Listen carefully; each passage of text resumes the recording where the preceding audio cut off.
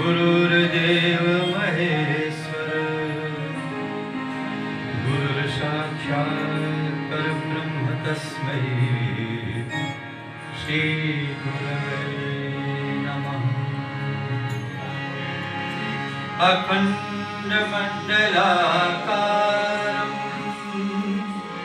व्याप्तं येन चराचरं तत्पदं दर्शितं येन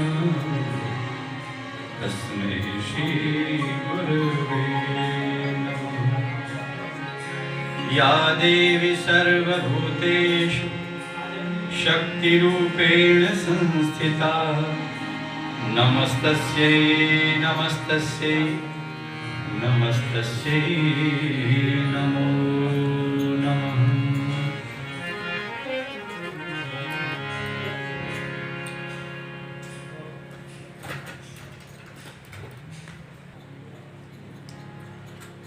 आज आपकी विदाई की वेला है। आपको प्रमाण पत्र भी मिल गया है, लेकिन जिंदगी में असली प्रमाण पत्र तो समाज देता है।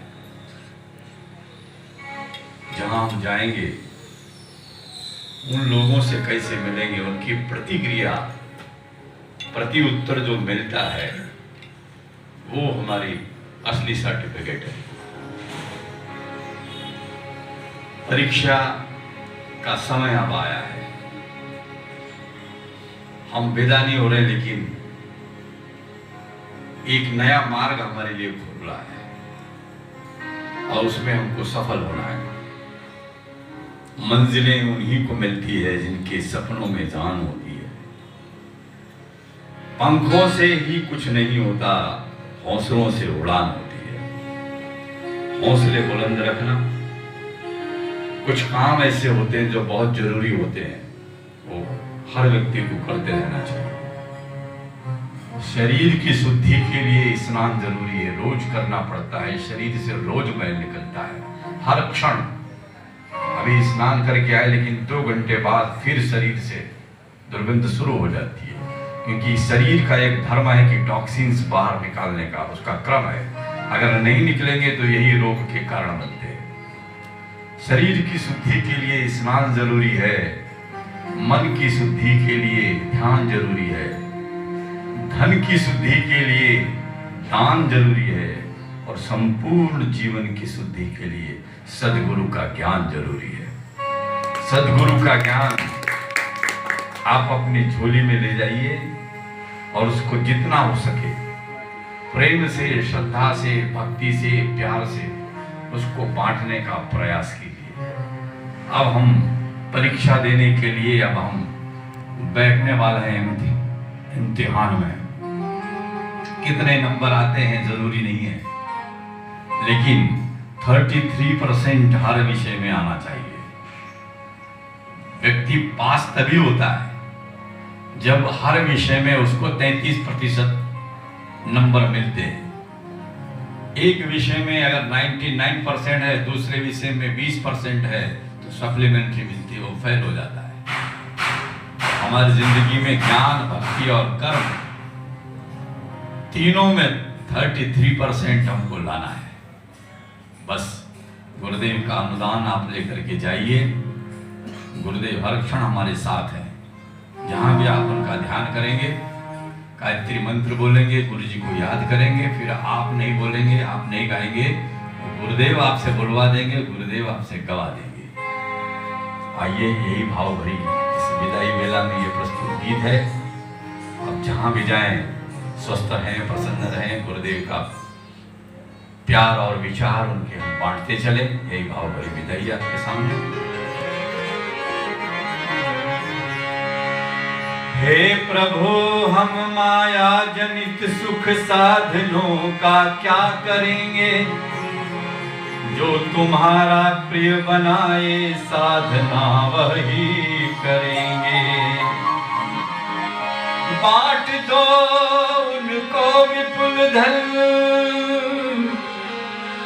स्वर्ग यश जो मांगते हैं। हम तुम्हारे हृदय की संवेदना शुभ चाहते हैं। अनुदान और वरदान प्रभु जो मांगे उनको दे देना। गुरुदेव गुरुदेव हमें निज अंतर की पीड़ा में हिस्सा दे देना, दे देना। अनुदान और वरदान प्रभु जो मांगे उनको दे देना। गुरुदेव गुरुदेव हमें अंतर की पीड़ा में हिस्सा दे देना, दे देना। अनुदान और वरदान प्रभु।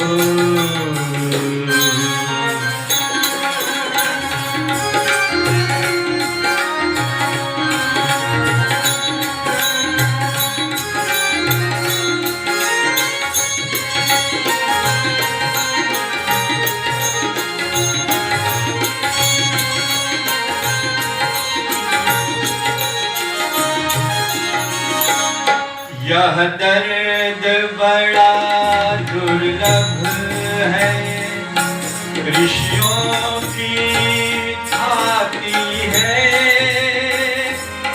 शुभ ज्योति जहाँ टिकती है, यह ऐसी बाती है। यह दर्द बड़ा दुर्लभ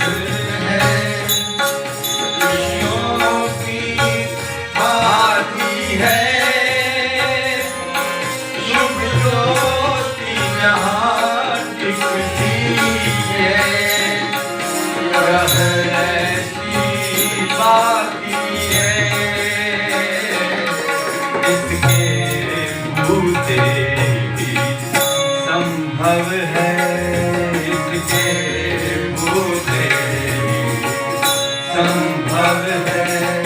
जग की पीड़ा को धो देना। गुरुदेव गुरुदेव हमें निज अंतर की पीड़ा में हिस्सा दे देना, दे देना। अनुदान और वरदान प्रभु।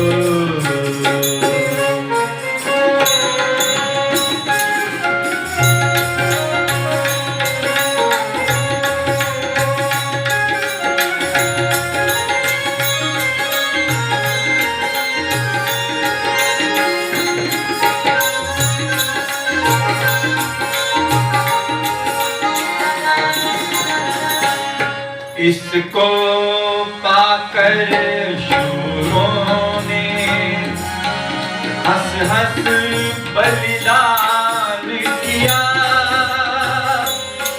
इसको सेया संतों ने जग का कल्याण किया। इसको पाकर शूरों हंस हंस बलिदान किया। इसको सेया संतों ने जग का कल्याण किया। मन नहीं चाहता है अपना, मन नहीं चाहता है अपना। उस परंपरा को खो देना। गुरुदेव गुरुदेव हमें निज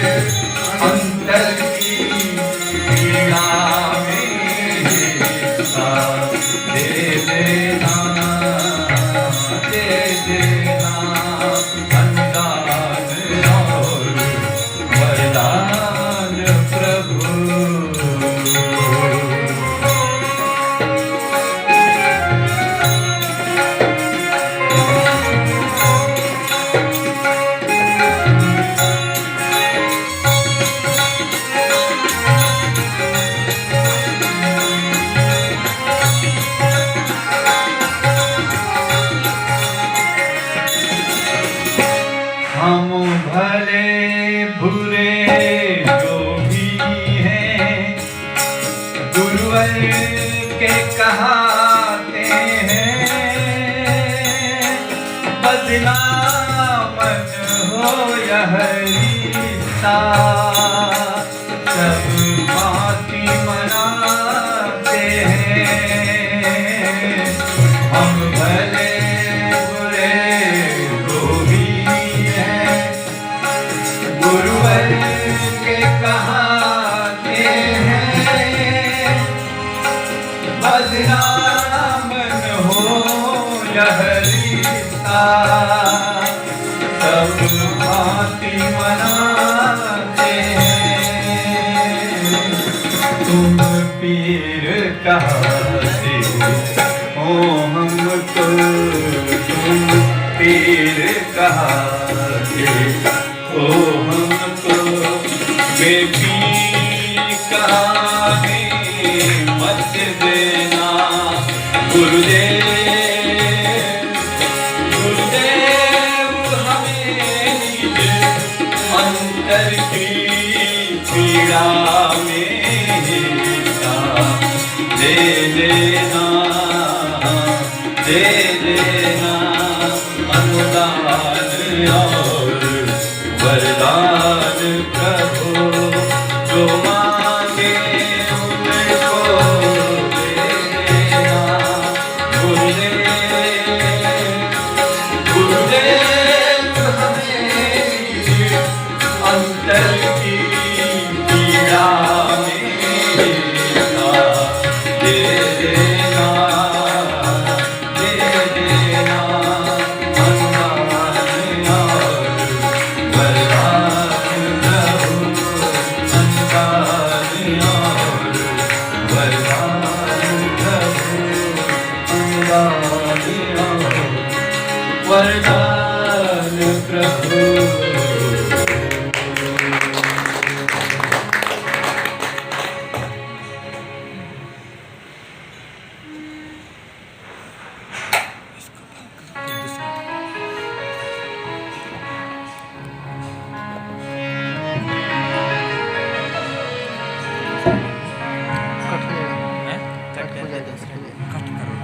हो जाएगा कट से।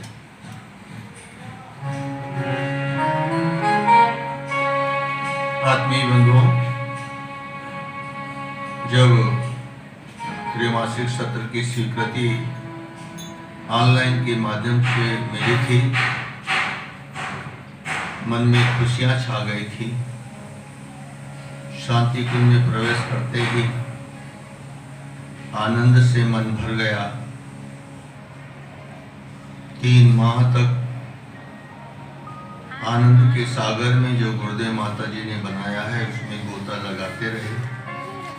आत्मीय बंधुओं, मगर अब विदाई का समय।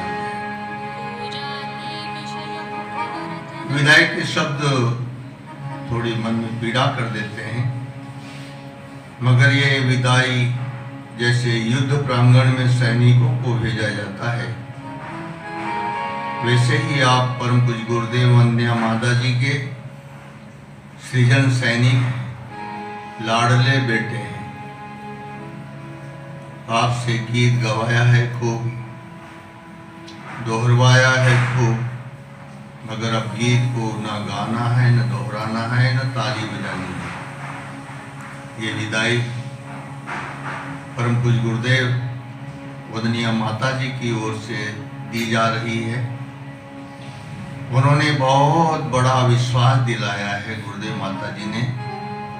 हम भाइयों को सौभाग्य मिला है उनके चरणों में बैठने का।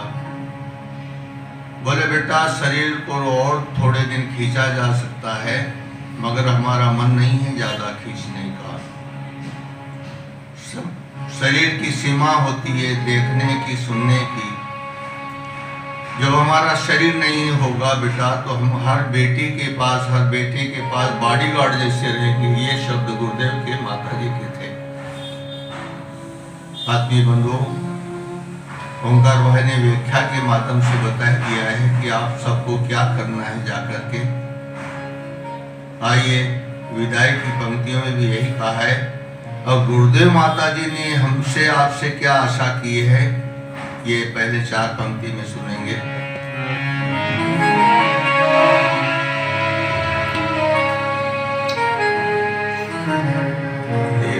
आशा की निशा में आस का सूरज उगाना है। हुए हैं दिग्भ्रमित जो भी, उन्हें सदपथ दिखाना है। चमकना हर अंधेरे में हमारी ही किरण बनकर, तुम्हारे साथ चमकेंगे। बिछुड़ना तो बहाना है,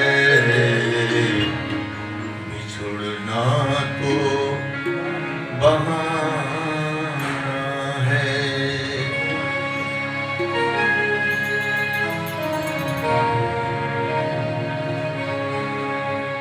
सुनो परावाणी गुरुवर की, ओ त्रैमासिक भाई। गौरव टीका मिशन का तुम पर, गौरव टीका मिशन का तुम पर। लेना नहीं जमाई, तुमको आज विदाई। सुनो परावाणी गुरुवर की, ओ त्रैमासिक भाई। गौरव टीका मिशन का तुम पर, गौरव टीका मिशन का तुम पर। लेना नहीं जमाए, तुमको आज विदाई। तुमको आज विदाई।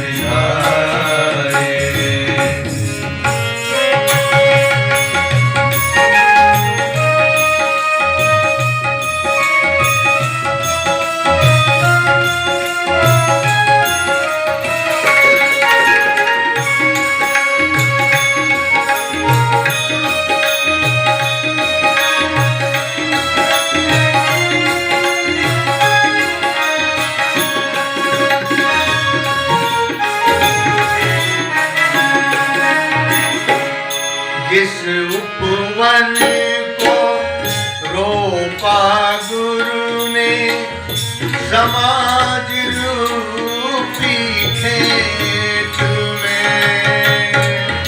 जिस उपवन को रोपा गुरु ने, समाज रूपी खेत में।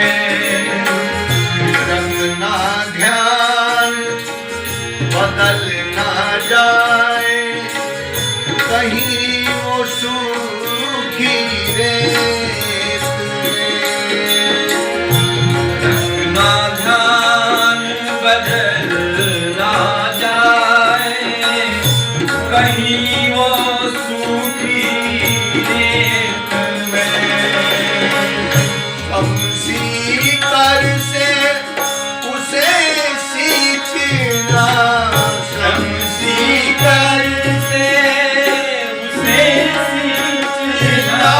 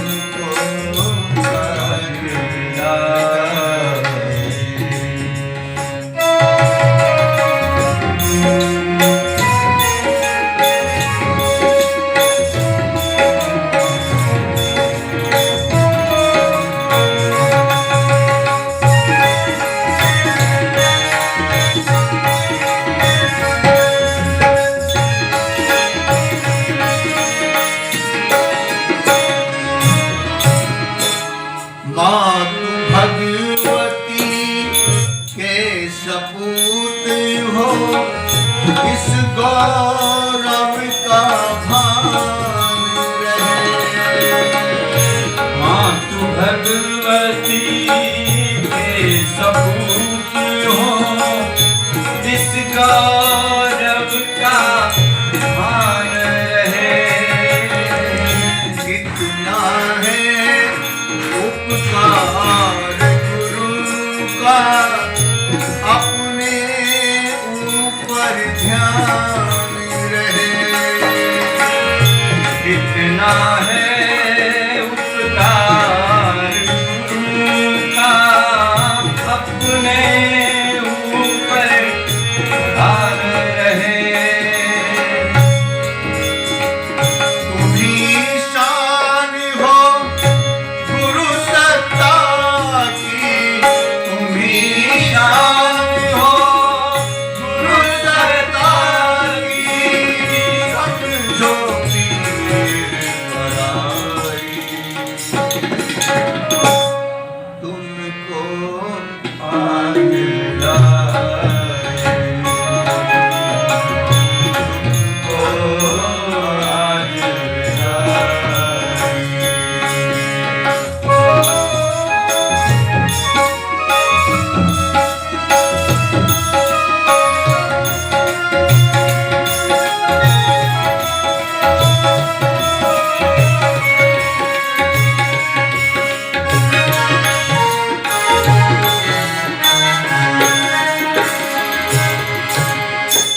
तिलक लगा कर भेज रही है तुम्हें भगवती माता। तिलक लगा कर भेज रही है तुम्हें भगवती माता। करना तुम्हें वही है भाई, जो है उन्हें सुहाता। करना तुम्हें वही है भाई, जो है उन्हें सुहाना। टूटे बंधन लोभ मोह के, टूटे बंधन लोभ मोह के, से लोग आए। तुमको आज विदाई, तुमको आज विदाई। तुम परामणि गुरुवर की, और प्रेमान्वित भाई। गौरव टीका मिशन का तुम पर, गौरव टीका मिशन का तुम पर, लेना नहीं हमारे। तुमको आज विदाई, तुमको आज विदाई, आज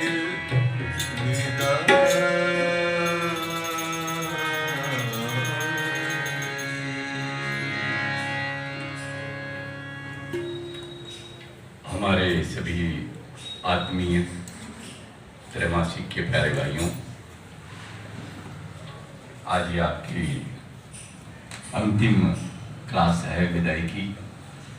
इसके बाद हम लोग शरीर से अलग अलग हो जाएंगे, लेकिन मन और आत्मा से एक रहेंगे।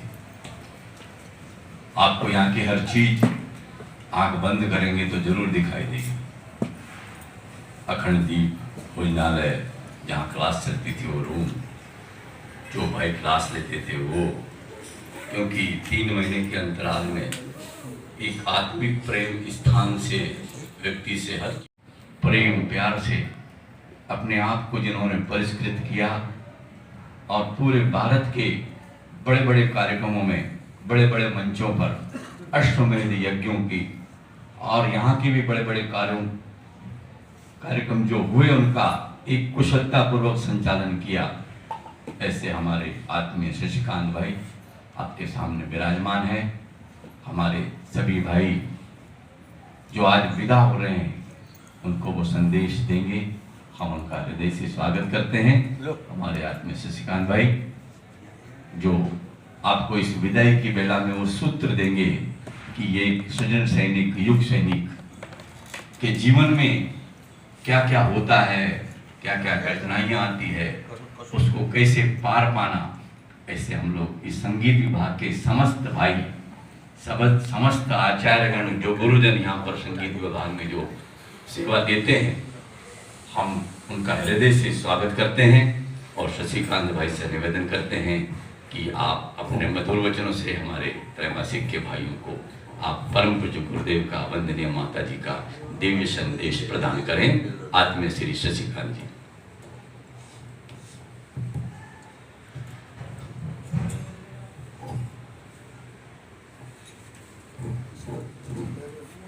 बहुत बहुत प्रणाम आदरणीय ओंकार भाई साहब, आदरणीय काका जी, हमारे नारायण भाई, दिलतीर भाई, जिनके मुख से आपने पूज्य गुरुदेव के उस दर्द को सुना और एक साधक का संकल्प, एक श्रेष्ठ साधक के मनोभाव कि अनुदान और वरदान हे गुरुदेव, आप चाहें जिसको दे देना, मेरे हिस्से में तो बस वो पीड़ा का एक भाव, पीड़ा का एक भाग हमारे जीवन में आए, जिस पीड़ा को लेकर के हम यहाँ से जाएं और वो पीड़ा ही हमें प्रभावित करे, वो पीड़ा ही हमें प्रेरित करे, जिससे हम कुछ आपका कार्य कर पाएं, गुरु का कार्य कर पाएं और अपने इस मानव जीवन को जो सौभाग्य से मिला है उसको हम श्रेष्ठ बना सकें, सुंदर बना सकें। मन में आत्मसंतोष इस बात का हो कि जो मानव जीवन मिला और जो शास्त्रों ने गाया उसके अनुरूप हम जी सकें। वो आत्मसंतोष लेकर के जब घड़ी आए, जो सत्य है जीवन का, जो आया है उसको तो जाना ही पड़ता है। परिवर्तने संसारे वा मृतम को वा न जायते, स जातो येन जातेन जाति वंश समुन्नतम। ऐसा शास्त्र कहते हैं कि इस परिवर्तनशील संसार में जो आया है, कौन ऐसा है जो जाता नहीं? सब जाते हैं। परमात्मा भी अवतार रूप में प्रकट होते हैं तो वो भी इस स्थूल शरीर को छोड़ने का उपक्रम करते हैं। परिवर्तने संसारे वा को आना जायते, लेकिन जन्म किसका सार्थक है? स जातो, सच में उसी का जन्म सार्थक है। येन जातेन, जिसके जन्म से जाति वंश समुन्नतम, ऐसा कहा गया। जिसके जन्म से जाति और वंश, हम सब की जाति एक ही है, मानव जाति, और वंश एक ही है, ऋषियों का वंश। वो मानव जाति और ऋषियों का वंश धन्य हो जाए, जाने के बाद लोग हमें याद करें कि हाँ, उसने अपने इस जीवन को श्रेष्ठ बनाया। ये आत्मसंतोष लेकर के हम विदा हों। मरने के समय क्या अनुभव होता है वो तो वो जानता है जो मरा है, हम आप क्या जान सकते। लेकिन संत बताते हैं, ऋषि बताते हैं, गुरु बताते हैं कि जो सदुपयोग नहीं कर पाया अपने जीवन का, पूज्य गुरुदेव जो न जाने, जो अवतारी सत्ता स्वयं है, उन्होंने एक पुस्तक लिखा है मरने के बाद क्या होता है। उसी पुस्तक में उन्होंने मरने समय की चर्चा की है कि जब अंतिम अवस्था आती है और जो व्यक्ति अपने जीवन का सदुपयोग नहीं कर पाता अथवा जीवन में ऐसे कोई कार्य नहीं कर पाता जिससे उसको आत्म संतोष हो, तो उस समय एक एक क्षण हजार हजार बिच्छू डंक मार रहे हों ऐसा कष्ट उसको होता है, और मजबूरी ये होती है कि उस कष्ट को व्यक्त भी नहीं कर सकता है। ये पूज्य गुरुदेव का लिखा हुआ है। तो ऐसे समय से, ऐसे दुख की अवस्था से हमें न गुजरना पड़े। सौभाग्य है ऐसे गुरु का शरण मिला, सानिध्य मिला, तो हम अपने जीवन को सार्थक कर सकें और गुरुदेव के उस अनुदान वरदान को जिसको दुनिया चाहती है मिले, कोई बात नहीं, हमें तो वो दर्द मिले जो दर्द ऋषियों की थाती है, हमारे पूर्वजों की थाती है। उस थाती को लेकर के हम जीवन जी सकें। आइए कुछ बात और आपसे करें। बहुत लंबी चौड़ी बात करने का ये विषय नहीं है, विदाई की वेला होती है। और जो गीत आपने सुना है, पूज्य गुरुदेव की संपूर्ण अपेक्षा उस गीत में आपने श्रवण किया, और आप सब यहाँ 3 महीने से रह रहे हैं, तो उस गीत के भाव को आपने बहुत गहराई से हृदयंगम किया होगा। वो गीत अपने आप में संपूर्ण है, और फिर उस गीत को इस तरह से प्रस्तुत करना, आदरणीय काका जी जिनसे आप सब बहुत परिचित हो गए होंगे, पूज्य गुरुदेव के शब्द को केवल वो वाणी से नहीं कहते, हृदय से कहते हैं। वाणी से कही गई बात कानों से निकल जाती है, लेकिन हृदय से निकली हुई बात हृदय तक पहुंचती है और हमारे आचरण को प्रभावित करती है। न जाने कितनों को अपनी वाणी से, अपने हृदय की भाव से लोगों को गुरु कार्य से जोड़ दिया। ऐसे आदरणीय काका जी जिनका सानिध्य आप लोगों को मिला है और यहाँ भी लोगों को मिलता है, तो उनके द्वारा गाए गए उस गीत के भाव को आपने समझा होगा, और ये उद्देश्य आपको पूरा समझ में आ गया। फिर भी थोड़ी और चर्चा करेंगे। एक बार महामंत्र गायत्री मंत्र जो पूज्य गुरुदेव के द्वारा हम सबको दिया हुआ एक ऐसा धन है जो न कभी खत्म होने वाला है, न कभी समाप्त होने वाला है, जो हर क्षण हमारे उपयोग में आने वाला है, हमारे जीवन को संवारने वाला है, सब कुछ प्रदान करने वाला है। ऐसे परम पवित्र गुरु मंत्र गायत्री मंत्र का एक बार हमारे साथ शब्द गायन करेंगे।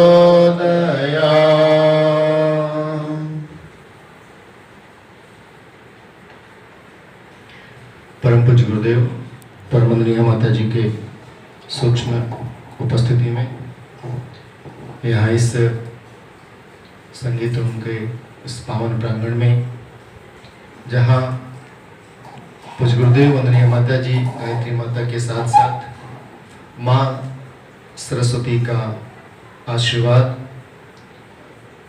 इस वातावरण को दिव्य किया हुआ है। और ऐसे दिव्य वातावरण में त्रैमासिक सत्र में भाग लेने वाले हमारे प्रिय साधक, बहुत ही पावन वेला है, नवरात्रि की वेला चल रही है, शक्ति जागरण का समय है, चतुर्थी तिथि है, कुष्मांडा देवी का दिन है। कुष्मांडा देवी जिनके बारे में आप जानते हैं, जिन्होंने ब्रह्मांड की रचना अपनी शक्ति से की, इसीलिए उनका नाम कुष्मांडा पड़ा। ऐसे देवी कि आज उपासना काल में आप सब यहाँ आदरणीय काका जी, ओंकार भाई साहब, दिलतिर भाई, नारायण जी और अन्य संगीत के सभी वरिष्ठ भाइयों के बीच उपस्थित हैं। आज सत्र पूरा हुआ और विदाई की घड़ी है इस सत्र की। ऐसे समय में हम आप सबको, सभी साधकों को हृदय हैं, क्योंकि आप सब एक ऐसे साधक हैं जिनको गुरुदेव ने बुलाया और अपने प्यार की, अपने भावनाओं की, अपनी संवेदनाओं की घूंटी पिलाया है। सौभाग्यशाली हैं आप लोग। पता नहीं किस भाव से कौन किस चीज को देखता है तो उसके अपने भाव होते हैं, लेकिन 3 महीने तक इस पावन तीर्थ में रहने का सौभाग्य एक बहुत बड़ी बात है। लेखन, साहित्य के माध्यम से, लेखन के माध्यम से अपने भावों को, विचारों को जन जन तक पहुंचाना। वाणी के द्वारा कही गई बातें कई बार स्थायी नहीं रहती। आज सुना है, अच्छा लगा, लेकिन फिर वो निकल जाती है। तो उस विचारों को स्थायित्व देने के लिए पूज्य गुरुदेव ने अपने वाणी के द्वारा भी सेवा की है, लेकिन उन्हीं विचारों को युगों युगों तक लोग जान सकें, उससे जुड़ सकें, इसके लिए साहित्य की रचना की। 3200 साहित्य लिखे, उसमें डिटेल में जाने की आवश्यकता नहीं, आप सब उससे परिचित हैं। तो लेखनी के माध्यम से भी सुविचार देकर के और लोगों के अंदर सब प्रेरणा दिया जा सकता है, ये दूसरा माध्यम है। लेकिन तीसरा जो सबसे बड़ा माध्यम है, जो तत्काल प्रभाव देता है, वाणी वाला तो ऐसा है जिसको आप टैबलेट कह सकते हैं। टैबलेट, किसी बुखार में टैबलेट दिया जाता है, पैरासीटामोल का टैबलेट दे दो, उसका प्रभाव है, धीरे धीरे वो टैबलेट का प्रभाव पड़ता है। लेकिन ज्यादा बुखार हो गई तो फिर तेज बुखार है, उसको जल्दी उतारना है तो इंजेक्शन दिया जाता है। इंजेक्शन क्या है? वो है लेखनी का काम, जो हमारे अंदर तक को तुरंत छू देता है। लेकिन एक और ट्रीटमेंट है जिसका नाम है यज्ञोपैथी चिकित्सा। धूम्र के द्वारा, धुआं के द्वारा जो प्रत्येक शरीर के अवयव के एक एक बिंदु में समा जाता है, एकदम तत्काल ट्रीटमेंट जिसको कहते हैं, जिसका तुरंत प्रभाव पड़ता है, वो है यज्ञोपैथी चिकित्सा। यहाँ ये विषय नहीं कि उसको खोलें, लेकिन यज्ञोपैथी चिकित्सा को उसी स्तर का माना जाता है, इसलिए यज्ञ सबके लिए आवश्यक है। धूम्र चिकित्सा जिसको कहते हैं। ठीक उसी तरह से तीसरा कार्य जो है समाज में दिशा देने का, जो सबसे प्रभावी है और तुरंत उसका प्रभाव पड़ता है, वो है कला। और कला के अंतर्गत बहुत बड़ा क्षेत्र है। वो गायन भी है, वादन भी है, नृत्य भी है, अभिनय भी है, कविता भी है, लेखन भी है, वो सारी चीजें आती हैं। लेकिन मुख्य रूप से कला में, जिसको गुरुदेव ने त्रिवेणी कहा है, गायन, वादन और अभिनय। और बड़े दर्द के साथ उसमें गुरुदेव ने लिखा है कि बेटा, गायन, वादन और अभिनय की त्रिवेणी में अगर लोगों को स्नान कराया जाए तो उसका वैसा ही प्रभाव मिलता है तुरंत देखने में, जैसा रामायण में कहा है, मज्जन फल पेखिए तत्काला, का को होई बिक बकरु मराला। मज्जन फल पेखिए तत्काला, तत्काल देखिए प्रभाव उसका। वैसे ही तत्काल प्रभाव मिलता है संगीत का, वादन का और अभिनय का। आपने महसूस किया होगा, अभी आप गीत सुन रहे थे, कई भाइयों के मैं देख रहा था, उनकी आंखों में आंसू थे। शब्द तो वही है, लेकिन जब भाव के साथ हमारे अंदर आते हैं तो हमारी भावनाएं बदल जाती हैं। संगीत में वो ताकत है कि जो काम कराना चाहें वो कार्य संगीत कर देता है। लोग आमदा हो जाते हैं, उत्साहित हो जाते हैं जब बैंड की धुन सुनते हैं। मिलिट्री में बजता है तो भुजाएं फड़फड़ाने लगती है। जब युद्ध होता था तो सबसे पहले शंख बजता था और फिर रणभेरियां बजती थी। रणभेरी, रणभेरी, रण मतलब युद्ध। युद्ध में जब वो भेरी बजती थी तो उसकी जो आवाज है वो हमारे अंदर ऐसा रक्त संचालित करता था, फड़फड़ाने लगता था आदमी कि अब बंद करो, अब तो बस मारे जा करके, बस अब देर नहीं है। वो किसका प्रभाव है? संगीत का। और वहीं पर कुछ कोमल स्वर ऐसा लगाया कि आदमी इस संसार से भी दूर चला जाता है। फिर भक्ति भाव का ऐसा जागरण होता है कि सब कुछ निस्सार लगने लगता है। फिर कहने की आवश्यकता नहीं पड़ती कि संसार निस्सार है। वो दम है, उन रागों में, उन शब्दों में, उन भावनाओं में जो हमारे अंदर वो चीज पैदा कर देती है, संसार निस्सार लग जाता है और वो वही पैदा कर देती है कि संसार के भूमि टुकड़े पे किसी का अधिकार ना हो, उसके लिए वो प्राणों का विसर्जन भी कर देता है। ये दोनों और पराकाष्ठा में अध्यात्म को प्राप्त करा देना और भौतिकता को प्राप्त करा देने की सामर्थ्य संगीत में है। और जब संगीत कहते हैं तब गायन और वादन और अभिनय ये तीनों जुड़ा होता है। आपने काका जी को गायन करते देखा होगा ना, कई बार मंच पे भी, यहाँ भी। जब काका जी गाते हैं तो गाते हैं और ताल भी उंगलियां चलते रहती हैं। कई बार तो वादक देख लेता है कि हाँ यहाँ पर लगाना है कि नहीं लगाना है, और फिर अभिनय भी होता है। यहाँ पर एक बार बहुत पहले एक मंच पे हो गया कि हारमोनियम तबला नहीं रहेगा, खड़ा होकर के गाना है। 9 दिवसीय सत्र में जो गीत गाएंगे वो खड़े होकर के वैसे गाना है। और काका जी ने जो जो गाया फिर खड़ा होकर के और डफली बजा करके, तो फिर वो तीनों बातें उसमें सुनाई दे रहा है ना, तो वो तीनों बातें उसमें आ गई। इसीलिए गुरुदेव ने उस पुस्तक में उन्होंने इसको त्रिवेणी कहा, गायन, वादन और अभिनय। ये 3 त्रिवेणी है। और जैसे संत समाज जहां जाते हैं त्रिवेणी उनके साथ चलती है, हमारे आपके अंदर भी त्रिवेणी है। किस चीज की? कर्म, ज्ञान और भक्ति। ये त्रिवेणी हमारे आपके अंदर चलता रहता है। वैसे ही अब आप जब यहां से ट्रेंड होकर के जा रहे हैं तो एक और त्रिवेणी आपके अंदर जारी है, इसका नाम है गायन, वादन और अभिनय की त्रिवेणी। बस इस त्रिवेणी को लेकर के आप जा रहे हैं, उसमें समाज के लोगों को डुबकी लगवाना है और इस प्रकार का डुबकी लगे कि उनके जीवन में परिवर्तन आ जाए। बस इसी विदाई सत्र का यही संदेश है। आप यहाँ से जाएंगे, अभी त्रैमासिक सत्र में 3 महीने तक आप यहाँ रहे, आप यहाँ आए, आपने इस ज्ञान का अर्जन किया। उस दृष्टिकोण से देखना तो नहीं चाहिए, देखने की आवश्यकता भी नहीं, लेकिन भौतिक दृष्टिकोण से अगर देखें तो कहीं संगीत सीखने के लिए आज कितना परिश्रम करना होता है, कितना शुल्क लगता है, आवास की व्यवस्था, भोजन की व्यवस्था, सबसे आप परिचित हैं, कितना लगता है।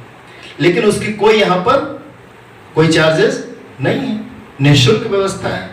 लेकिन एक शुल्क है और वो शुल्क है गुरु के पीड़ा को समझना और उस पीड़ा को समाज में जाकर के बांटना और कैसे भटकती हुई मानवता को सही रास्ता मिले, इसके लिए अपना सहयोग देना, यही शुल्क है। शुल्क नहीं देंगे तो विद्या बेकार हो जाती है, ये सत्य है। एकलव्य ने धनुर्विद्या सीखा, लेकिन जब तक गुरु दक्षिणा नहीं दी तब तक वो पारंगत नहीं हो पाया। उसका वो आत्मबल काम नहीं कर रहा था। सीख तो लिया था, वो चलाया और कुत्ते के मुंह को बेद दिया, वो आपको कथा मालूम है। वो आत्मबल मुझे नहीं मिला। क्या मैं श्रेष्ठ हूं? क्या मैं हो सकूंगा? क्या ये विद्या हमारे पास टिकी रहेगी? सीखना अलग बात है और वो सीख करके टिका रहना अलग बात है। टिकता कब है? जब हम गुरु दक्षिणा दे देते हैं। विद्या टिकती कब है? जब हम गुरु से लिए हुए को उसकी दक्षिणा देते हैं। द्रोणाचार्य ने मांगा दक्षिणा और एकलव्य की वो दक्षिणा क्या ऐतिहासिक वो दक्षिणा है। धनुर्धर बनना है, अंगूठे से बाण चलाना है, पर वाह रे गुरु अंगूठा ही मांग लिया। और वाह रे शिष्य गुरु से भी एक कदम आगे, तनिक विचार नहीं किया कि श्रेष्ठ धनुर्धर बनना है और अंगूठा ही काट के दूं तो फिर कैसे चला। नो इफ नो बट, गुरु ने कहा, बाण निकाला, अंगूठा काटा और चरणों में डाल दिया और धन्य गुरु छाती से लगा लिया। आंखों से अश्रु की धारा बही, आशीर्वाद दिया और 2 अंगुलियों से श्रेष्ठ धनुर्धर बना और एक दक्षिणा पूरे आदिवासी, पूरे भील जाति को तार दी। आज भी आप आदिवासी बेल्ट में जाइए, जो धनुर्धर है वो अंगूठे का प्रयोग नहीं करते, इसी 2 बाणों से, उंगलियों से बाण चलाते हैं और निशाना सटीक लगता है। कहने का मतलब इतना ही है कि गुरु से लिया तो है विद्या, प्राप्त तो है किया है ज्ञान, अब उसको हमको बांटना है, लोगों तक पहुंचाना है।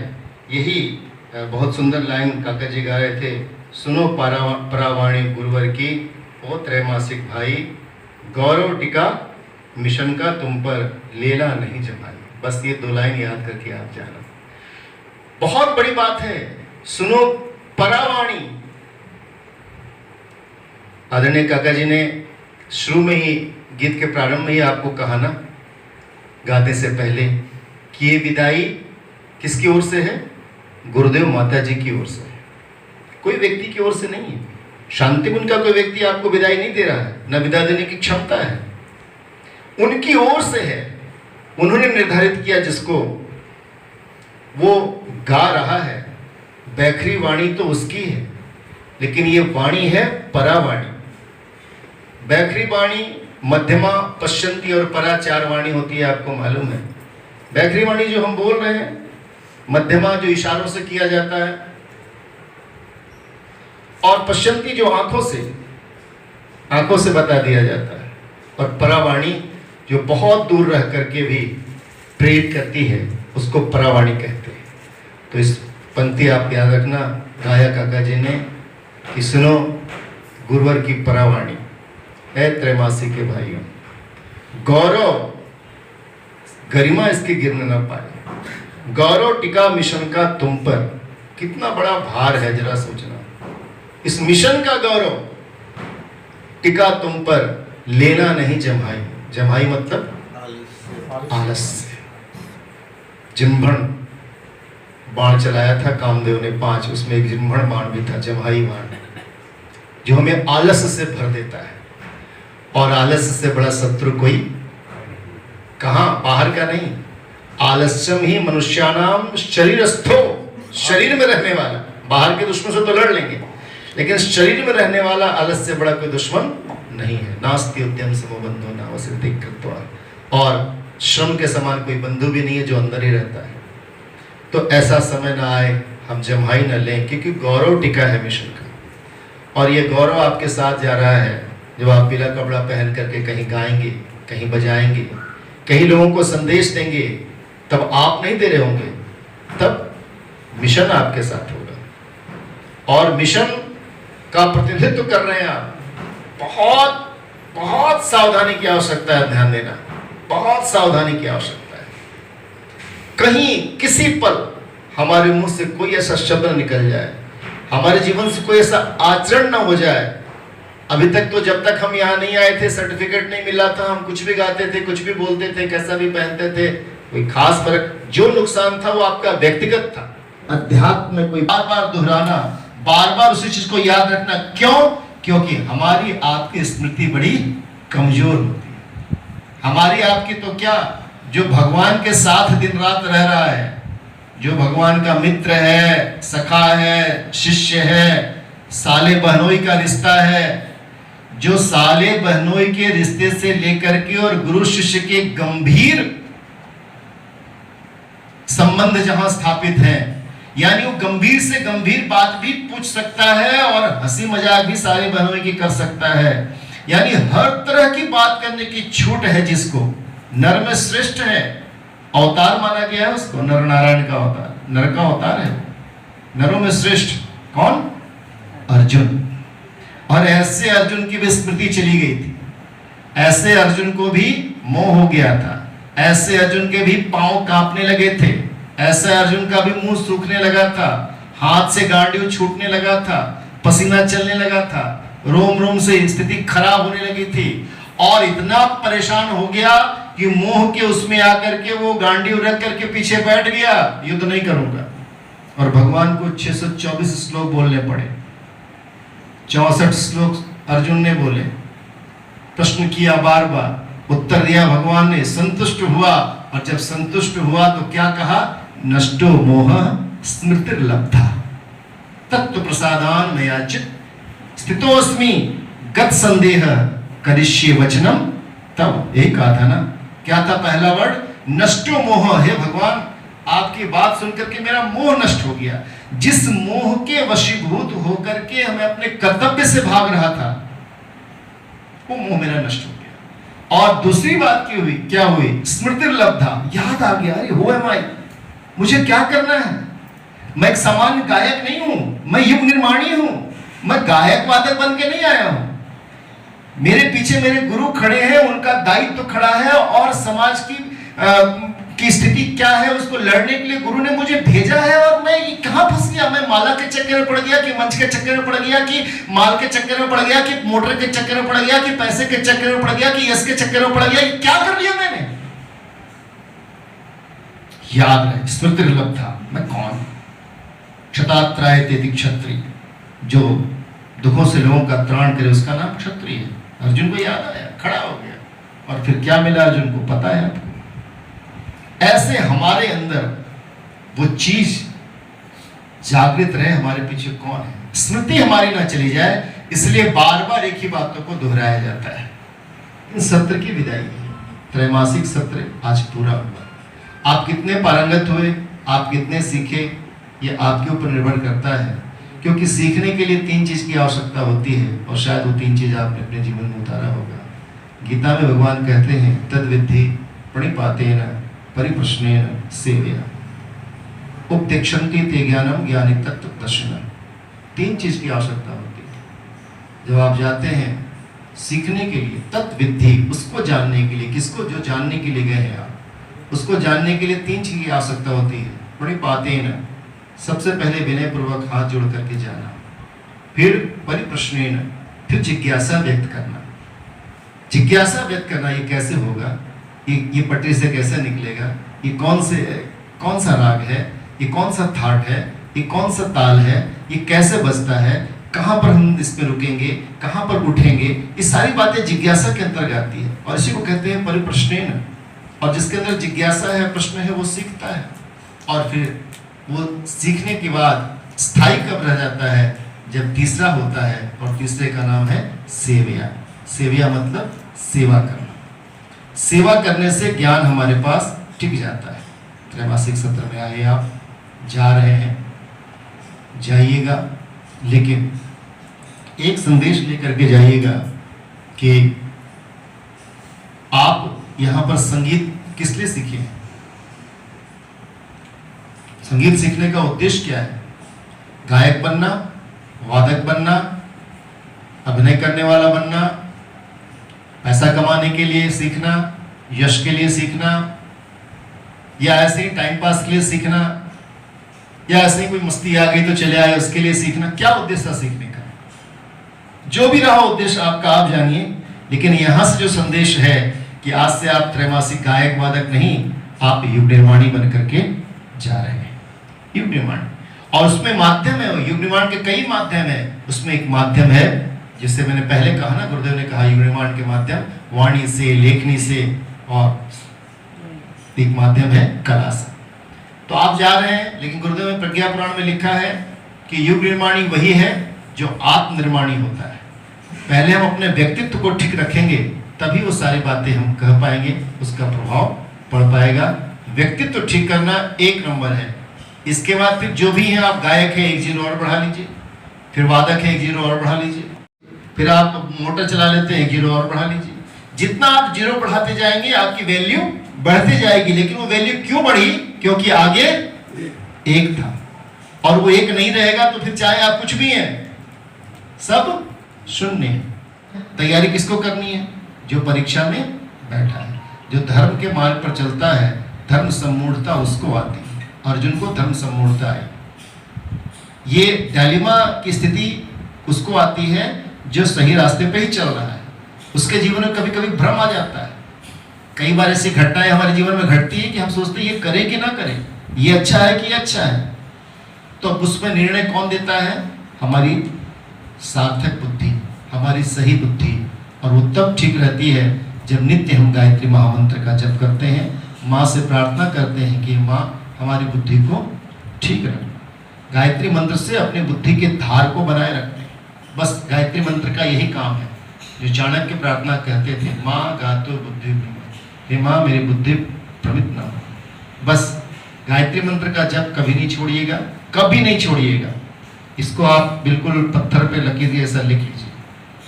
और दूसरा है स्वाध्याय, जो हमारे विचारों को बढ़ाता है। हमारे पास इतने तर्क की शक्ति आती है ताकि जीवन में के अनेक मोड़ पे आने वाली समस्याओं का समाधान विचारवान व्यक्ति कर सकता है। इसलिए स्वाध्याय नियमित रूप से करना है। कुछ ना कुछ जरूर पढ़ना है। ये तो ऋषियों का ऋण भी है ना, ऋषि के ऋण से ऋण होने के लिए नित्य स्वाध्याय, कुछ ना कुछ पढ़ना। 2, तीसरा है साधना, स्वाध्याय, संयम। संयम अपने जीवन में लाना है। संयम की बहुत बड़ी परिभाषा है, आप सब उसको जानते रहते हैं, लेकिन इन दिनों सबसे बड़ा संयम एक होना चाहिए और वह है वाणी का संयम। सारा गड़बड़ होता है वाणी के असंयम से। कभी कभी हम कहना नहीं चाहते लेकिन बोल देते हैं, आदतन हमने कह दिया, आदतन तुमने सुन लिया। आदतन ही कई बात ऐसे बोल देते हैं और तब होता है जब हम सावधान नहीं रहते। वाणी का बहुत बड़ा प्रभाव होता है। वाणी से हमारे मित्र भी बनते हैं और वाणी से हमारे दुश्मन भी बन जाते हैं। इसलिए शब्दों को संभाल करके बोलना चाहिए। शब्द संभाले बोलिया, शब्द के हाथ न पाओ। शब्द के हाथ पांव नहीं होते हैं, लेकिन वही शब्द अगर ठीक से नहीं बोला जाए तो घाव कर देते हैं। तो उन शब्दों पे हमेशा सावधान रहिए, जरूर शब्द को संभाल के बोलिए। बोलने से व्यक्तित्व का स्तर पता चलता है। यदा यदा मुंचति वाक्यवानम तदा तदा याति कुल प्रमाणम। आप किस कुल के हैं ये आपके बोलने से पता चल जाएगा। कुल का मतलब आपके व्यक्तित्व का स्तर कैसा है। ध्येय बना लें, इन चारों को अगर जीवन में रखेंगे तो हमारा व्यक्तित्व शानदार होगा, और व्यक्तित्व शानदार होगा तो हर सफलता हमारी 4 गुनी होगी, 10 गुनी होगी, और निश्चित रूप से 10 टाइम्स बढ़ते जाएगी। 1 0 के बाद फिर 10 से 100, 100 से 1000, 1000 से लाख स्थिति हो जाएगी। भगवान करे आपको ये बातें याद रहे। विदाई के इस पावन बेला में गीत के साथ इस संदेश को जरूर लेकर के जाइए और अपने जीवन को गुरु के कार्य में लगाइए। और ध्यान रखिएगा, दक्षिणा देना जरूरी है, और दक्षिणा है केवल गुरु के कार्य की सेवा आप करेंगे तो निश्चित रूप से आप बहुत आगे बढ़ जाएंगे। कहाँ तक बढ़ेंगे इसका शायद हमको आपको भी भरोसा नहीं है, विश्वास नहीं है, पता नहीं है, जानकारी नहीं है। गुरु कृपा आप सबके ऊपर बनती रहे। इस विदाई की बेला में आप यहाँ से जाएं तो शक्ति संपन्न बन करके जाएं। आपके जीवन में गुरुदेव माता जी आपके जीवन से बोलें, ऐसा प्रार्थना करते हैं। इसी भाव के साथ प्रेम को विराम देंगे। समय ऐसा है दोपहर का, आलस्य कहीं पहुँच रहा था, नींद भी आ रही थी, लेकिन वो ज़रूरी है।